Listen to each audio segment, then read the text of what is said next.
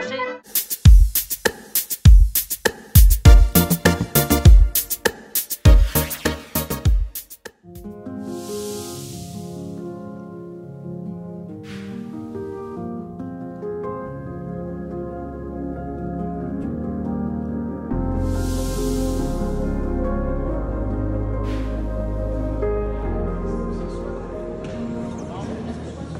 Régulièrement. Oui. Vous voyez la différence? Oui. Est-ce que c'est... Dites-moi que c'est mieux. Ah oui. Qui est là pour réfléchir la voix, enfin, l'ensemble des sons. Et puis il y a quand même ces panneaux. Vous voyez, il y a un tas de petits trous c'est des panneaux en bois qui sont aussi faits pour continuer à faire progresser le son dans la salle. Elle était très très bien cette salle, mais je crois qu'apparemment L'acoustique était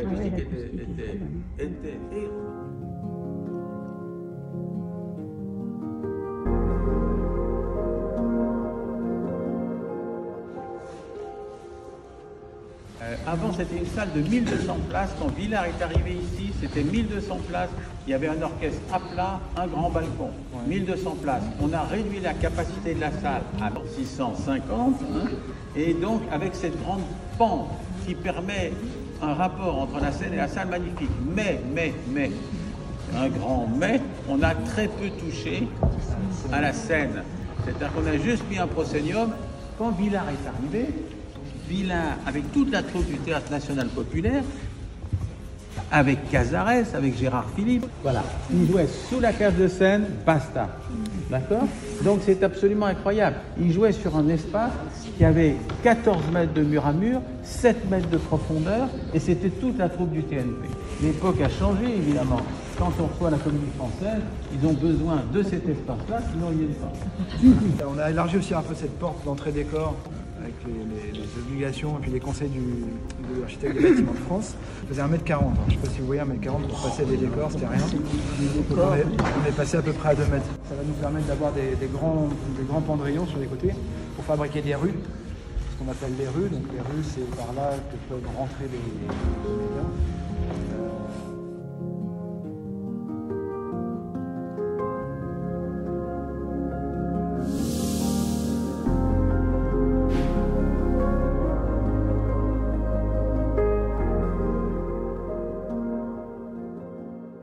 Bonjour Olivier Meyer.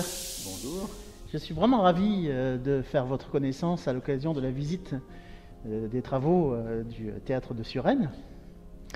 Est-ce que vous pouvez me parler de vous un tout petit peu?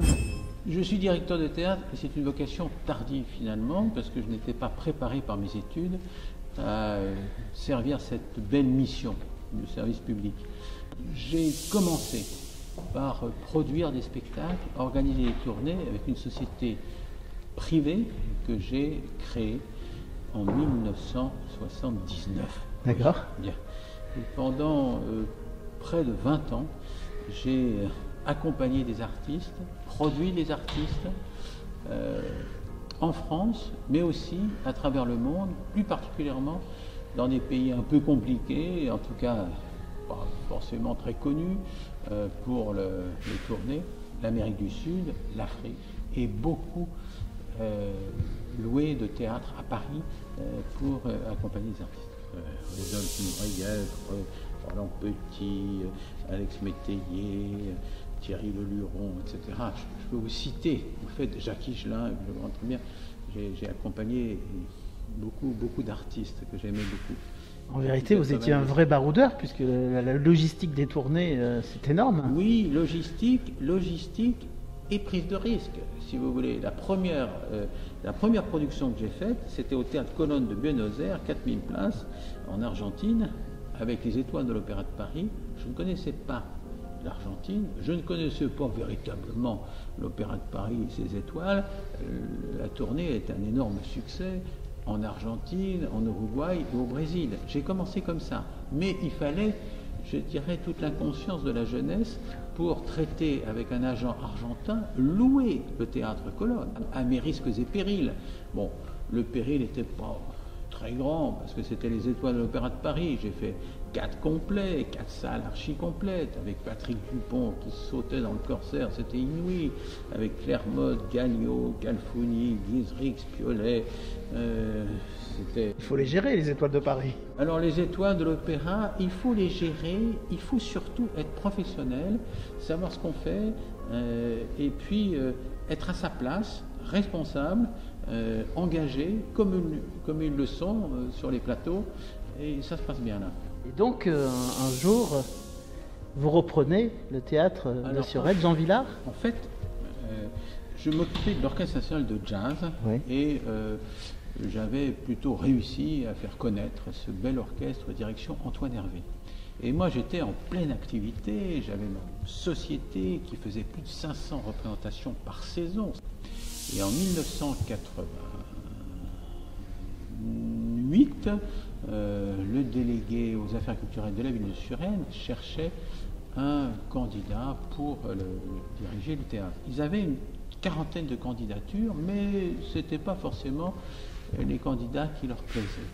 Je me dis, mais ça ne vous intéresserait pas quand même de faire un projet pour diriger le théâtre? Et puis, j'ai fait un projet, j'étais très décontracté en allant voir le maire, et je lui dis, voilà ce que je pense qu'il faudrait faire pour le théâtre de Suresnes. Et il m'a dit, c'est vous. Vous êtes recommandé par personne, vous êtes pistonné par personne, c'est vous. Bon, ça fait quelques années que je suis là. Vous avez repris la relève de Jean Vilar? Je ne me prends pas pour Jean Vilar. Comme j'ai dit tout à l'heure, Jean Vilar, c'était sa résidence secondaire. Moi, c'est ma résidence principale, même si j'ai toujours fait deux choses en même temps, toujours deux choses en même temps. Parce que quand j'ai dirigé le théâtre, j'ai continué à gérer ma société, évidemment en faisant très attention à ce que les deux responsabilités ne puissent à aucun moment se chevaucher et s'interpénétrer, bien évidemment. J'ai l'énergie et l'amour de ce métier suffisant pour tenir deux responsabilités en même temps. Et puis quand j'ai arrêté ma société de production, pendant 1 an ou 2 ans, je me dis, diriger juste le théâtre de Suresnes, c'est bien, mais enfin bon, je pourrais faire encore autre chose, un peu plus, voilà. Et j'ai candidaté à la direction du théâtre de l'Ouest parisien de Boulogne-Billancourt. Ah oui. Et monsieur Jean-Pierre Fourcade m'a dit, c'est vous, c'est formidable, magnifique. Et le maire de Suresnes m'a dit, écoutez, si je vous interdis d'être candidat à la direction de Boulogne, je vais vous perdre. Bon, voilà. Donc j'ai dirigé le théâtre de l'Ouest parisien de Boulogne-Billancourt avec le théâtre de Suresnes Jean Vilar pendant 10 ans, de 2005 à 2015. Et puis je me suis fâché avec le maire, monsieur Baguet, qui s'intéresse plus au sport qu'au théâtre. Et donc j'ai quitté en 2015 le théâtre de Boulogne. Je me suis dit, il faut que je fasse quelque chose pour ce théâtre. Ce théâtre, je l'aime, et l'équipe, je travaille bien avec eux. Il faut se donner de nouvelles possibilités, il faut servir mieux encore avec un outil technique plus performant l'ambition artistique que nous défendons. Et donc, j'ai été voir le maire, Christian Dupuis, 2 mai 2018, il dit, monsieur le maire, vous partez en 2020, mais il faut que le théâtre que nous avons tant défendu, vous comme maire de Suresnes, moi comme directeur de théâtre, il faut que ce théâtre puisse exister dans les années qui viennent et qu'il y ait un outil technique aussi performant que beaucoup d'autres théâtres. Et donc il m'a dit, oui, ok, on y va. Et ce oui, on y va m'a donné des ailes et on a fait en sorte, dans un temps très court, de faire ces travaux importants. Le théâtre de Suresnes a une très belle notoriété.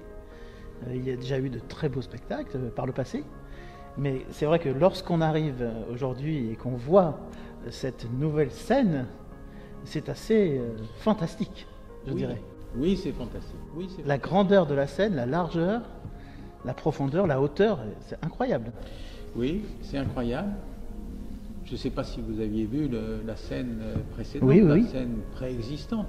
La dimension du plateau de mur à mur, il y avait un peu plus de 14 mètres, c'était tout à fait insuffisant pour les productions contemporaines. Et donc vous avez raison de dire que c'est fantastique. C'est fantastique quand on arrive ici, quand on mesure les nouvelles possibilités. Et aussi, je vais vous dire, c'est fantastique pour nous qui ont vu tout le processus pour en arriver là. Oui. C'est-à-dire que c'est très chargé émotionnellement.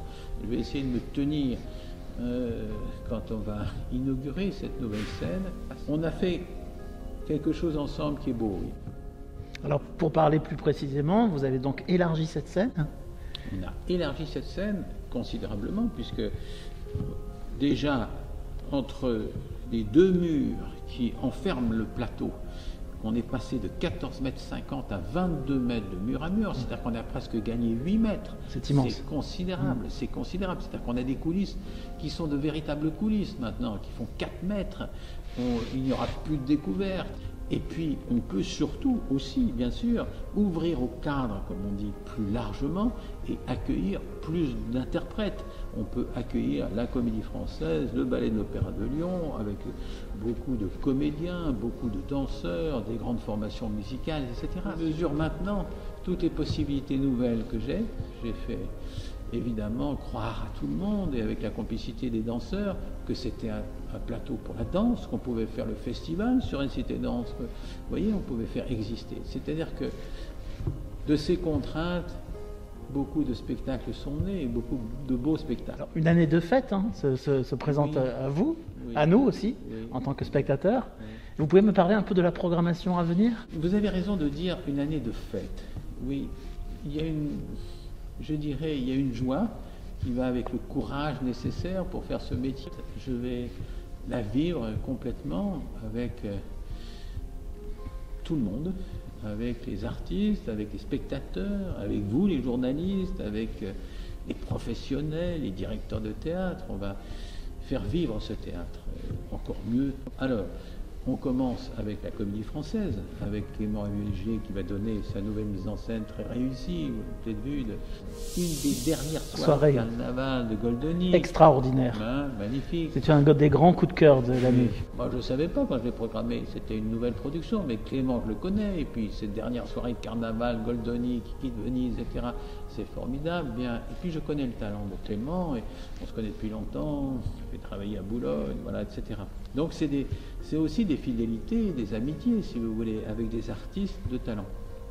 Et puis ensuite, c'est la Comédie Française, c'est la troupe de la Comédie Française, avec les Fourdons et Scapin. Ça a déjà été donné, bien évidemment, mais peu importe. C'est une réussite magnifique. Cette production est formidable. Oui. Mise en scène Podalides, décor d'Éric Ruff, Benjamin Laverne Scapin, Didier Sand qui va être nommé sociétaire à la Comédie Française à juste titre. C'est formidable, c'est formidable. Donc là aussi, ça va être une fête. On va faire 4 complets, vous voyez. Et puis j'ai aussi invité cette production, cette mise en scène de Jean Bellorini, un instant, qui rappelle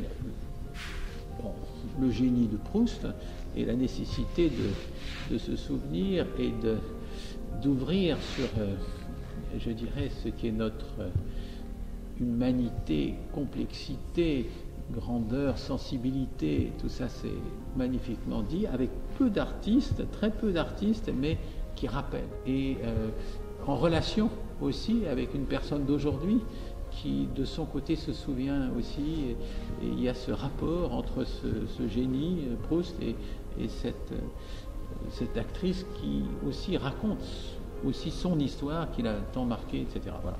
La musique, alors la grande musique, avec l'Orchestre National de France, avec alors des grandes formations, avec l'orchestre Ostinato, alors on va du grand répertoire classique jusqu'à Offenbach, le jazz manouche, manouche party sur Rennes avec des interprètes absolument exceptionnels. Je dis bien, si on aime le jazz manouche, il faut venir à Suresnes. Oh oui. C'est magnifique, c'est extraordinaire.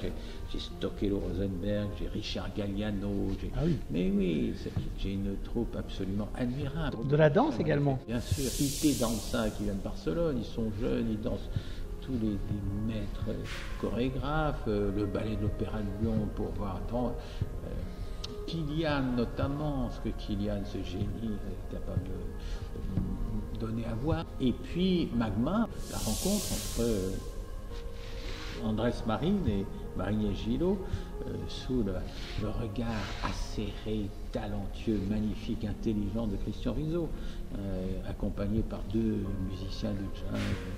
Tout ça, si vous voulez, met la barre, mais très accessible, si vous voulez. On n'est pas dans la prétention. Il y a une simplicité et une excellence associée, si vous voulez, qui permet de partager ce qui est le meilleur de la musique, de la danse et du théâtre, en tout cas je l'espère. Est-ce que vous pensez faire des productions au Théâtre de Suresnes? Oui, c'est un théâtre pas seulement d'accueil, c'est surtout un théâtre de production. Oui, c'est ça. De production. Je vous parlais de Magma, Andrés Marine, Marien Gillot.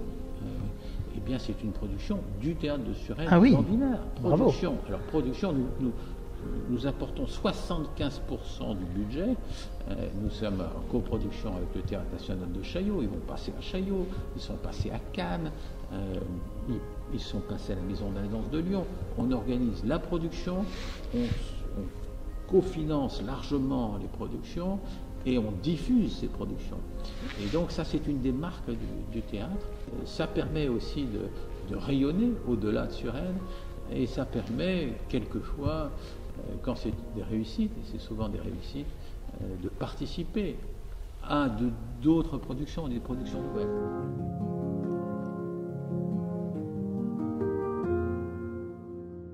Je fais entendre Bernanos, des textes de Bernanos, des textes de Peggy, des textes de Simone Veil. On n'est pas au théâtre, on est juste dans l'écoute de textes qui sont je trouve très importants et très essentiels pour comprendre notre époque et pour mesurer l'évolution et puis développer notre conscience. Voilà. Alors, les textes de Simone Veil, j'ai déjà eu l'occasion d'en écouter, et ils ont une puissance absolument folle. Exceptionnel. C'est remarquablement, fort nécessaire d'entendre ça. Est-ce que vous vous intéressez également au théâtre contemporain? La Terre se révolte. La Terre se révolte, ça c'est un auteur contemporain. J'ai aussi une production nouvelle qui s'appelle Place au théâtre et qui fait entendre des textes de Mouchkine,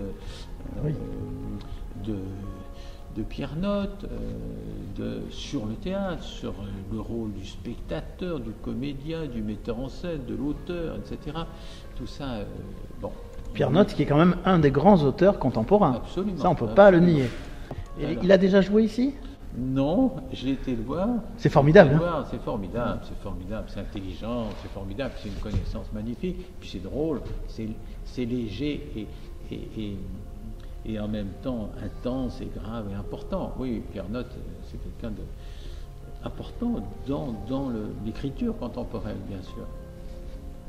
Écoutez, je suis vraiment heureux, moi, aujourd'hui, toujours, quand je vois des travaux dans un théâtre, le renouveau au théâtre.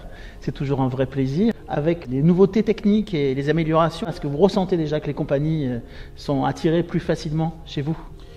Alors, elles le sont toujours.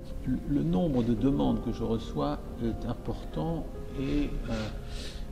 mais ceux qui ne pensaient pas pouvoir venir ici connaissant les contraintes techniques vont évidemment s'ajouter à ceux qui connaissent les contraintes techniques précédentes. Donc, effectivement, vous avez raison, on va avoir encore plus de demandes. Par exemple, Bellorini, c'est quelqu'un qui, sur le plan technique, est très exigeant. Il veut, et à juste titre. Bon, très bien. La Comédie Française est inimaginable que la Comédie Française puisse penser qu'on pouvait aller dans ce théâtre avec toutes ces contraintes. Eh bien, maintenant, c'est possible. Alors, vous avez tout à fait raison, ça va se rajouter.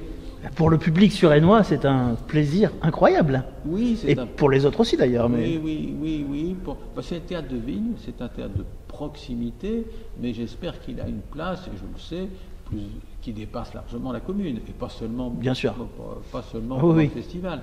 Il y a quelque chose qui va aussi, j'espère, avec un état d'esprit qui est là, et que les spectateurs, ceux qui viennent dans cette salle, je dirais, perçoivent. Nous aimons ce théâtre. Et puis à l'accueil et au bonheur d'être dans ce métier, au privilège d'y être, et à la joie d'accueillir et de partager. Et ce qui est formidable avec ce théâtre, c'est que, étant donné qu'il est dans les hauteurs de Suresnes, l'arrivée vers le théâtre est majestueuse. Je vais vous dire, alors ça m'avait été signalé par un monsieur qui n'est plus de ce monde, qui s'appelait Claude Le Bihan, qui était à Télérama, qui me dit, tu diriges le théâtre qui est le plus élevé de toute la région Île-de-France. Oui. Tu es en altitude, Olivier. Tu es en altitude. Ça ne me déplaît pas. On respire mieux ici au théâtre parce que je suis en altitude. Bon, on va rester en altitude. Je vous remercie beaucoup. Merci à vous. Merci à vous. À bientôt. Merci à vous.